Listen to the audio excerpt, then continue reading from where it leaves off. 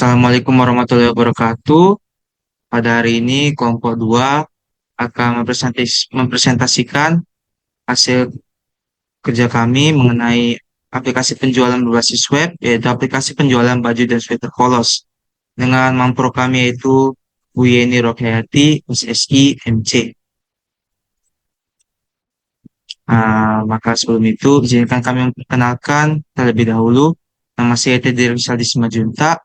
Saya sebagai Ketua Kelompok 2 dan sebagai moderator pada presentasi kali ini untuk melancarkan hasil kerja kami dalam bentuk PowerPoint ini. Kemudian dilanjut oleh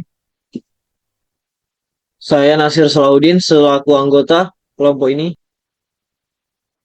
Saya Nazwa Rahma Putri sebagai anggota. Saya Cindy Maharani sebagai anggota. untuk deskripsi aplikasi akan dijelaskan oleh Saudari Nazwa. Kepada Nazwa dipersilakan. Baik, terima kasih. Jadi saya akan mendeskripsikan aplikasi penjualan baju dan sweater. Aplikasi ini merupakan sebuah aplikasi pemandu customer sebagai salah satu sarana pemasaran produk yang dijual, kemudian akan dipasarkan melalui platform berbasis website, di mana customer dapat melakukan transaksi pembelian. Tujuan dari pembuatan aplikasi ini adalah untuk memudahkan customer melakukan transaksi lebih mudah di mana saja dan kapan saja. Aplikasi ini juga berfungsi sebagai informasi tentang pemasaran produk barang yang disediakan. Kemudian akan dilanjutkan oleh Saudara Nasir. Oke, kita lanjut ke pembagian kerja dalam tim. Yang pertama ada Muhammad Bahid.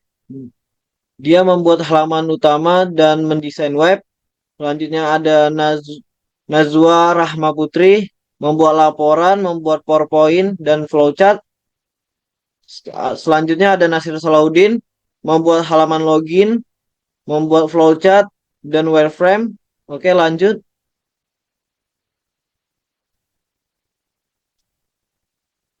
Selanjutnya ada Teddy Reksayaldi Simanjuntak, mengisi logbook, mendesain website, dan menyusun RPP. Selanjutnya ada Cindy Maharani, membuat laporan dan membuat flowchart. Oke, selanjutnya akan dilanjutkan oleh Saudari Cindy. Baik, kita akan memasuki flowchart. Yang pertama, aplikasi dapat melakukan autentikasi user berdasarkan username dan password. Pertama, start, kemudian dilanjutkan dengan input username dan masukkan password. Kemudian login atau verifikasi informasi pengguna. Kemudian akan masuk user table.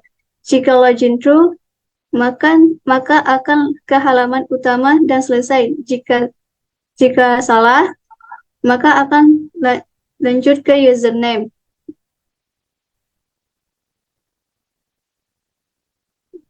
Saya dipersilakan. Oke, lanjut ke flowchart yang kedua, membeli dan penjual dapat mendaftar untuk menjadi user aplikasi. Pertama ke start, masuk ke full name, lanjut ke username, lalu lanjut ke email, setelah email lanjut ke password. Setelah password lanjut ke register, yaitu membuat akun baru pengguna, mengisi username dan password. Jika telah mengisi register akan masuk ke user table. Jika register true maka akan masuk ke tampilan utama, jika tidak akan kembali ke email. Oke, selanjutnya akan dilanjutkan oleh Saudari Cindy. Baik, yang ketiga adalah pembeli dan penjual dapat melihat daftar barang yang dijual yang minimal meliputi nama, deskripsi, harga, jumlah stok, dan gambar atau foto. Yang pertama kita start, kemudian kita akan melihat daftar barang atau pengguna mengakses daftar barang dan sistem mengambil informasi. Kemudian kita akan lanjut ke tampilan barang, kemudian ada nama barang, lanjut dengan tampilan deskripsi barang, lanjut harga barang, lanjut lagi ke tampilan jumlah stok. Jika ingin mencari barang lain, Jika ya, maka akan kembali ke tampilan barang. Jika tidak, maka akan selesai. Baiklah, selanjutnya akan dilanjutkan oleh saudara Teddy. Kepada Teddy, dipersilahkan. Oke, pada yang keempat ini penjual dapat menambah, mengubah, dan menghapus daftar-daftar barang yang dijual yang diawali dengan start dan dibagi dengan tiga, yaitu pada menu utama, penghapusan produk, dan penambahan produk. Pada menu utama, kita dapat mengubah produk. Kemudian pada penghapusan produk, dan yang terakhir adalah penambahan produk. Dia akan melakukan penyimpanan data. Apabila data tersedia, maka akan memilih data. Kita dapat mengubah data juga dan melakukan penyimpanan perubahan. Apabila kita melakukan penyimpanan perubahan, maka akan kembali ke menu utama. Kemudian apabila ingin menghapus data, kita harus melakukan konfirmasi. Apabila iya, maka data akan terhapus. Apabila tidak, eh, kita akan kembali ke menu utama. Semua itu akan kembali ke menu utama dan akan berakhir selesai. Oke, pada yang kelima ini akan dilanjutkan oleh saudara Nasir. Kepada Nasir dipersilakan. Oke, kita lanjut ke bagian 5. Pembeli dapat melakukan transaksi pembelian barang dengan memilih barang yang dibeli dan menentukan jumlah barang yang dibeli. Pertama ke start, lalu ke check out barang yang telah dipilih, masuk ke alamat pengiriman, baru masuk ke opsi pengiriman, lanjut ke metode pembayaran, lanjut masuk ke jumlah pembayaran. Setelah masuk ke jumlah pembayaran, lanjut ke buat pesanan. Jika Anda yakin ingin membeli, maka akan langsung ke selesai. Jika tidak, akan kembali ke start. Oke, kita lanjut ke 6. Sistem dapat menghitung total harga berdasarkan barang yang dipilih. Masuk ke start, input jenis barang, lalu masukkan jumlah barang, lalu ke harga. Setelah masuk ke harga, lanjut ke ongkir. Ongkir melakukan total pembayaran, pilih mode, lanjut ke pilih metode pembayaran, bisa melakukan melalui Visa, Mastercard, BCA, dan lain-lain. Setelah melakukan pembayaran, kita bisa melakukan cetak bukti pembayaran dan selesai. Oke, selanjutnya akan dilanjutkan oleh Saudari Nazwa. Baik, yang ketujuh, pembeli melakukan konfirmasi pembayaran dan sistem menyimpan tanggal transaksi. Dimulai dari start, kemudian pembeli melakukan konfirmasi pembayaran kepada sistem, lalu sistem memeriksa validasi pembayaran, apakah validasi tersebut valid atau tidak. Jika iya, sistem akan menyimpan tanggal transaksi, dan jika tidak, pembeli dapat menghubungi penjual. Kemudian dilanjutkan oleh saudara Teddy. Oke, terima kasih. Pada kali ini saya akan menjelaskan desain tampilan yang diawali dengan login, dibagi dua, yaitu pada navbar dan pada form login. Pada navbar itu ada banyak, yaitu pada beranda, belanja, blog, tentang, kontak masuk, dan ada logo toko kami.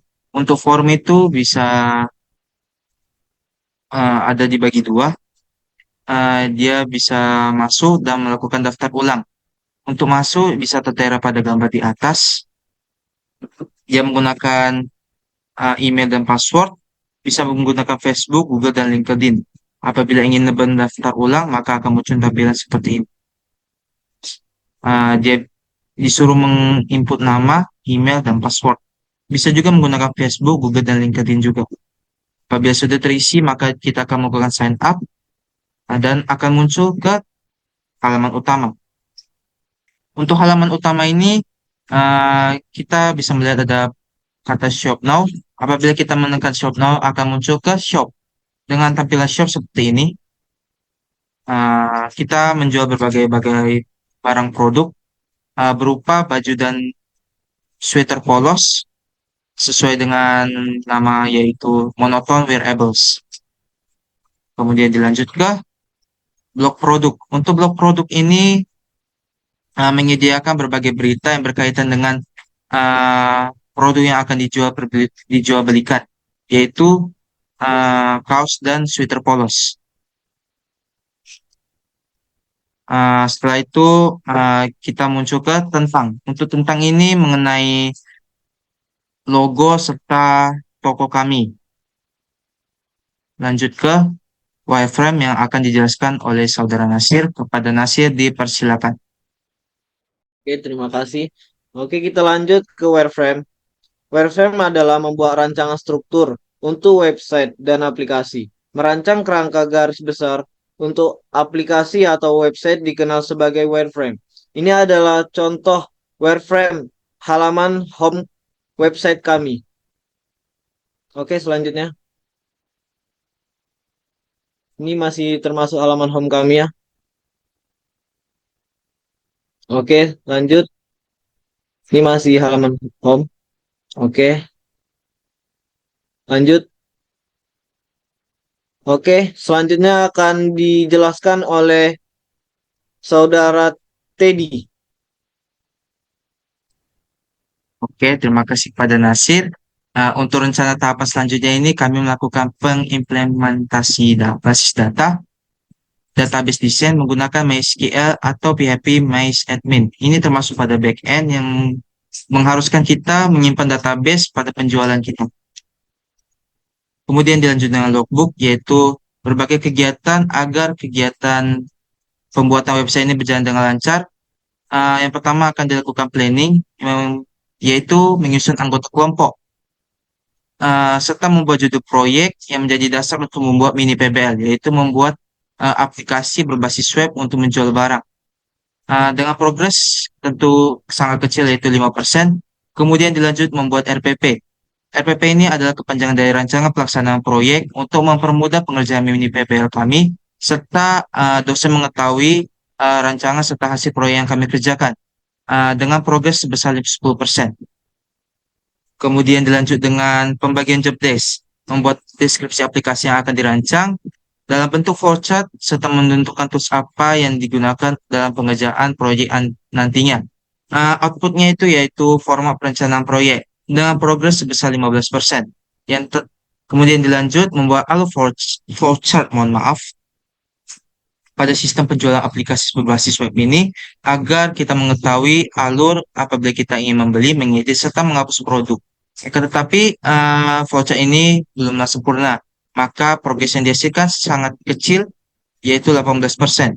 Maka dengan sebelum sempurnanya ini, maka kami akan menyempurnakan pada kegiatan selanjutnya dengan proses progres yang begitu besar, yaitu 25%. Setelah kami membuat flowchart, kami akan membuat halaman utama terlebih dahulu. Kenapa bukan login duluan? Karena menurut kami halaman utama menjadi komponen terpenting bagi kami untuk membuat sebuah web. Maka apabila kami membuat halaman utama, bisa dilanjut ke halaman login dengan progres yang sangat besar, yaitu 40%. Dan apabila kami membuat halaman utama, setelah itu kami membuat halaman login dengan melibatkan username dan password. Login sendiri dibuat salah satu teman kami, maka setelah itu dikembangkan lagi sesuai dengan tema kami dengan progres sebesar 50%. Dan yang terakhir adalah tahapan desain, analis, dan implementasi. Karena halaman login dan halaman utama sudah dibuat, maka kami melakukan penyesuaian lagi sesuai dengan flowchart tadi, serta mengembangkan CSS yang tertera agar tampilan halaman tersebut lebih baik, serta menyesuaikan dengan tema kami, yaitu penjualan kaos dan sweater polos dengan progres sekitar 60%. Oke, sekian ini saja hasil presentasi kami pada malam ini. Mohon maaf apabila ada kesalahan kata, karena yang benar itu hanya Tuhan semata. Uh, uh, Maka kami akhiri sesi presentasi ini. Selamat malam dan wassalamualaikum warahmatullahi wabarakatuh. Good night dan selamat beraktivitas semua.